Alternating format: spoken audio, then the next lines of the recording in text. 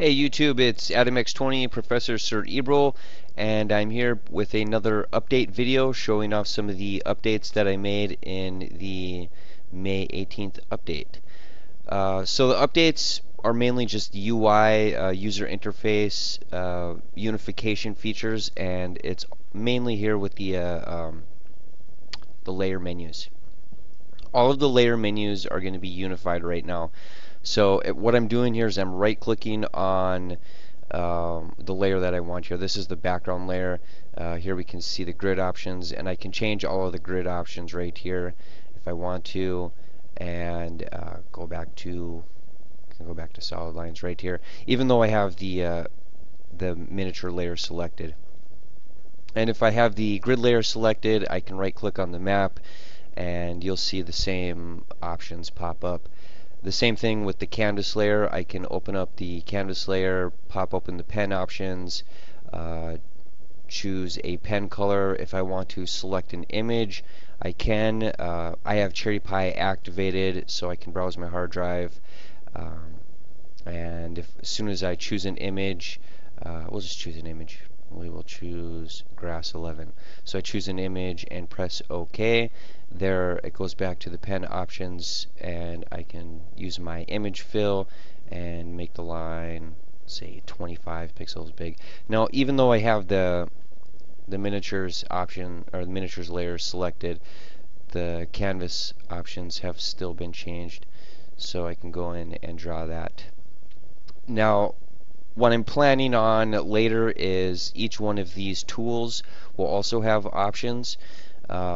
So if I am drawing and I want to select the pen options really quickly, I will be able to right click on one of the tools and it will do the same thing. But right now that's not added, so you can't do that yet. Then I will remove this little layer options menu because it's pretty superfluous. The same thing is active in the map toolbox. If I right click on one of the layers in the layer tree, I'll get the exact same menu.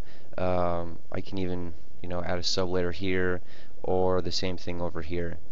And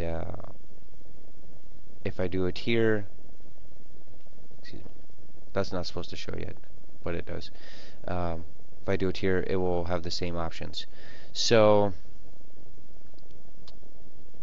I can turn on fog and start cutting away fog right here. So it kind of makes the idea is to just make everything like more unified instead of having all of these floating boxes flying around. Now all of these menus are themable. They're using the theme engine, which isn't really connected yet, but it will be, allowing you to just change style sheets. It's basically just like a CSS style sheet, and you'll be able to go in here and change how all of this looks, the background color, the border, the color of the text, all of that. If you don't like how the button changes blue when you hover over it, then you can change that. If you don't like how the button looks when you click on it, you'll be able to change all of that. So it all uses like a CSS style sheet. And that is the majority, or that is the heart of today's update. In the next update, I'm going to be working on the shapes here, which have been disabled. Like I said before in the last video, I'm going to be ripping these tools and moving them over to the background tools, so then you'll be able to just form draw tools for the background. You'll also be able to polygon tool.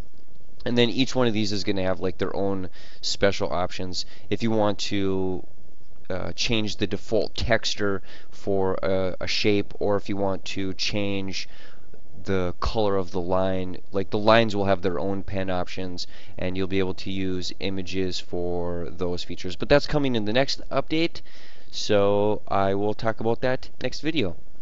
Until then,